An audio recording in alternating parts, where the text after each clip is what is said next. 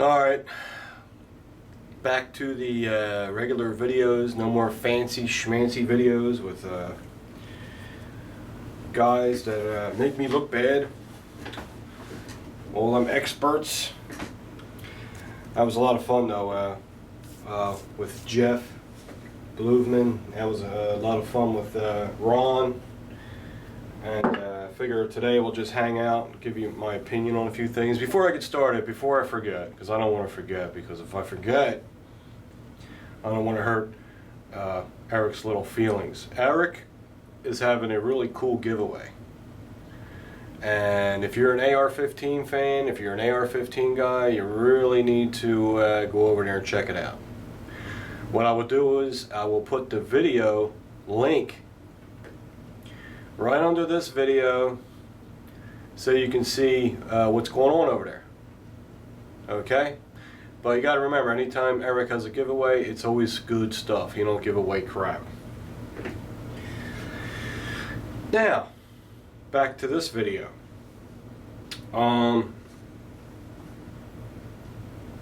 just tired of hearing people argue about different firearms, and this one's better than that one, and that one's better than this one. As far as shooting and performing, you know, they're all accurate pistols. They're all more accurate than we can be, you know. So that's one thing you got to look at. You know, when someone comes in and says, "I don't like that gun. It's not accurate," I just look at them like, I don't know if you can see. You can't see my face. I look at them like, you know, like a VCR blinking. You know, when your VCR just blinks, 12 o'clock, VCR? Man, I'm old. Sorry, your DVD player. You know, in your DVD, oh sorry, your Blu-ray DVD player. I'm trying to fit in with everybody because I'm just getting older and older. That's how I look at them, because I just can't believe this guy just said that. You know, but I think we all just say that without thinking, because I say it too. I'm like, oh, that gun's so accurate. It's not that the gun's accurate. You shoot accurate with that gun. It all comes down to ergonomics, comfort, and confidence when you're shooting a gun. Now, the gun I shoot best with is a 1911, and it's one of my favorite pistol platforms. It's been around forever.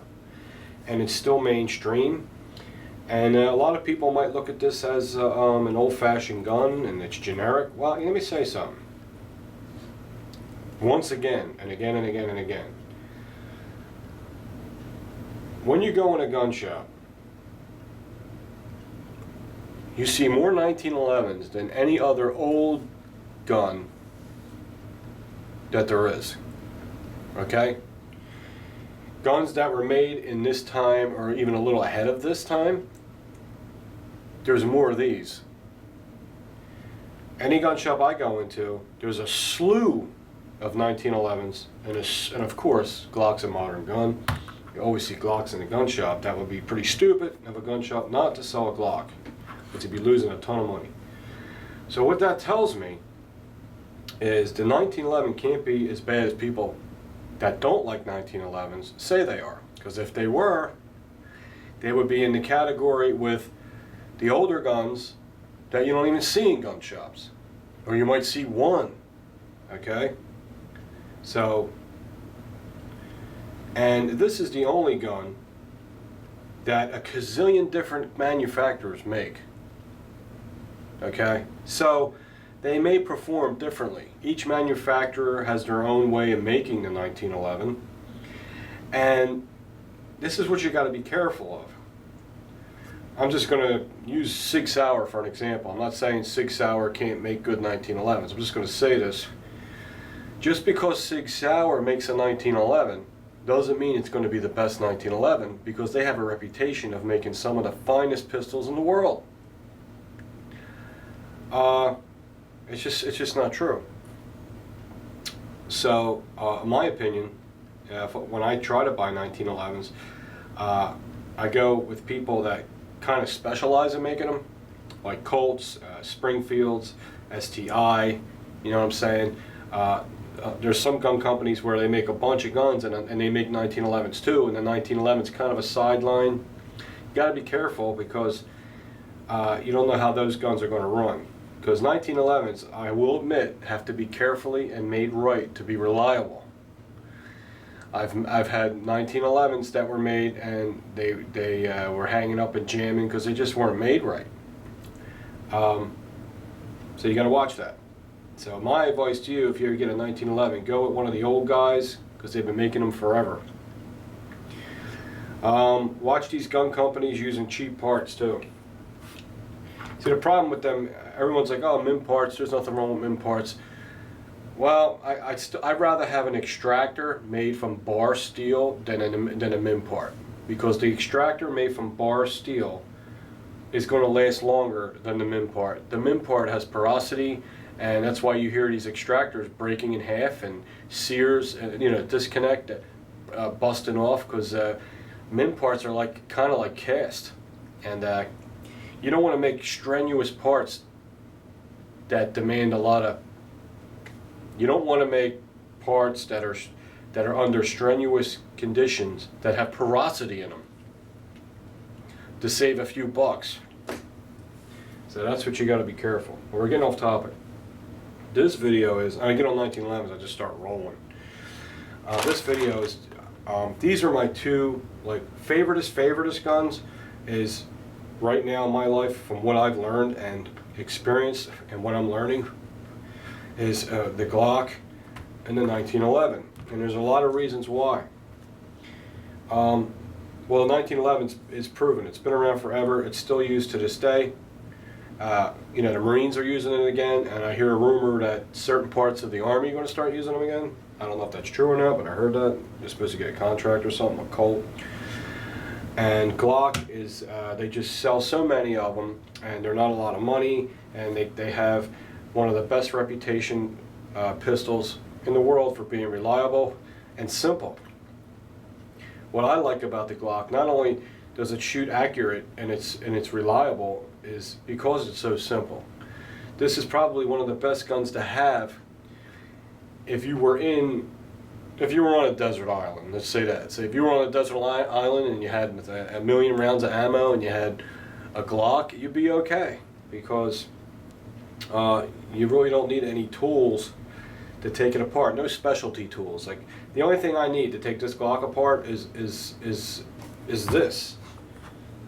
And I can find other things to substitute this. I can find a stick in the woods and substitute this. I can find, you can make this. If I had a knife on me, and I could get a stick and carve it down and make something like that and have this. Guns like this, the HK, and this Ruger, if I had to disassemble the slide completely because it was due for a real thorough cleaning because it's getting gunky, I need this. And I need a set of these, okay? And what I'm saying is, are these much different than this? Not too much different, but here's the difference. Roll pins, no roll pins. That's what I'm saying. The bad thing about roll pins are they're not solid pins. They're hollow. And if you hit them wrong, you can spread them apart and screw them up. You screw up a roll pin where you're in a spot or in an area where you can't replace the roll pin or get a roll pin. You really can't duplicate it with anything else. Your gun's pretty much, shut down. Can't use it. What's good about the 1911 and the Glock has the solid pins, and there's no roll pins to knock out. Everything just pushes out easy and comes apart. The 1911, I'm talking about the slide, okay? As far as the 1911 goes, it's the same thing. They're just solid pins that come out. There's no roll pins. They just push out. And of course the 1911's frame is a little more complex than the Glock's frame, but if you practice just a little bit, This frame is just as easy to take apart.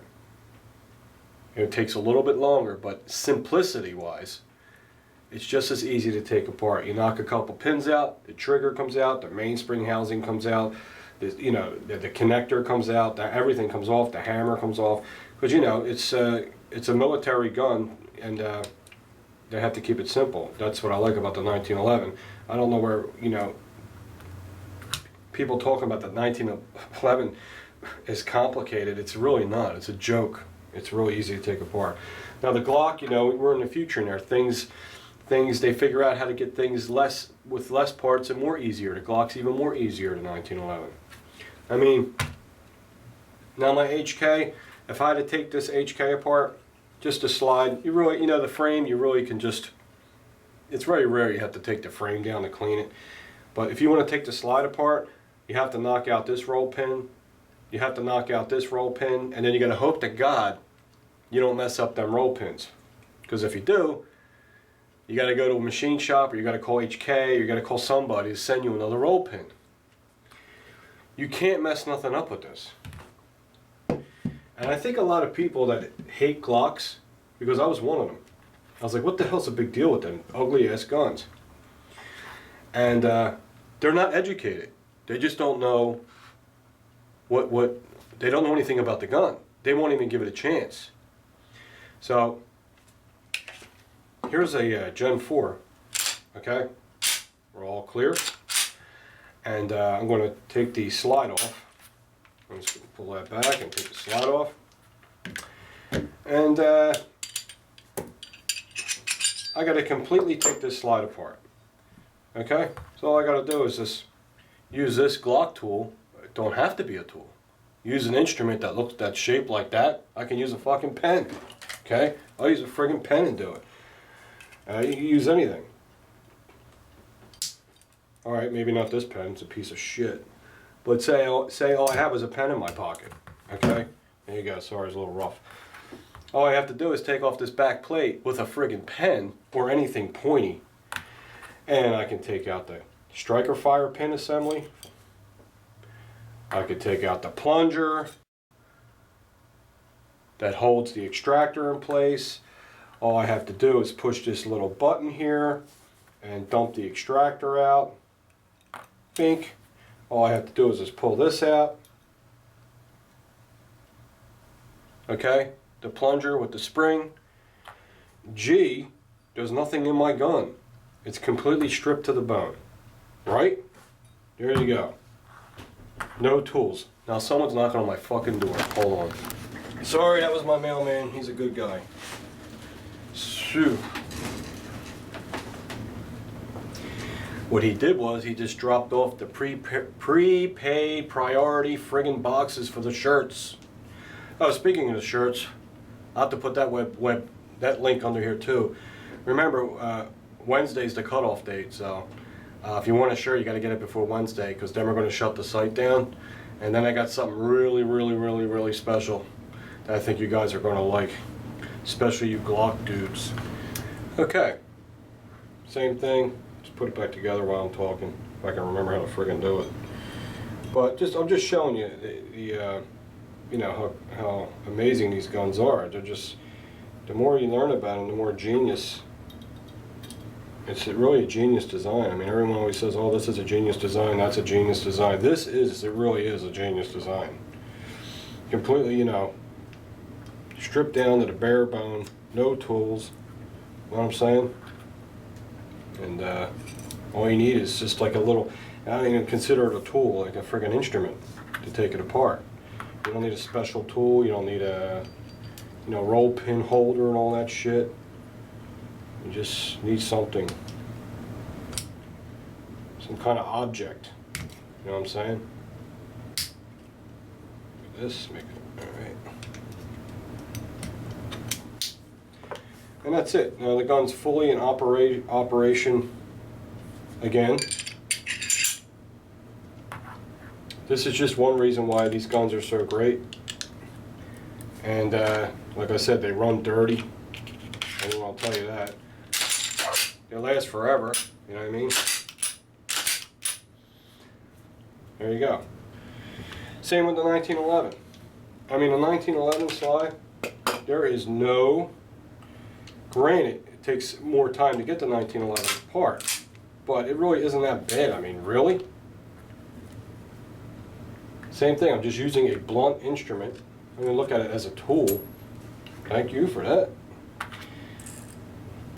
And see what we got here. Yep. Add out. Boom. Right? Gun's all dirty. I'm going crazy. I need to go hide somewhere and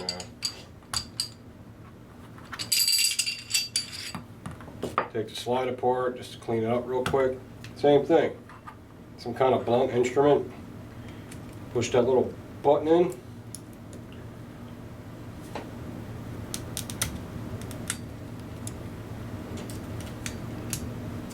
Alright.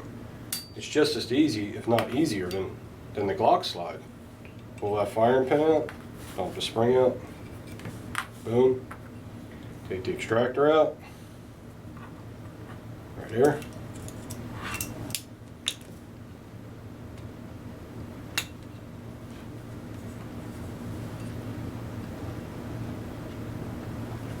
It's getting dirty.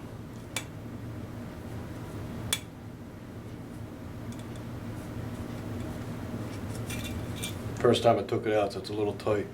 Here's the extractor. Boom. The slide is completely partless.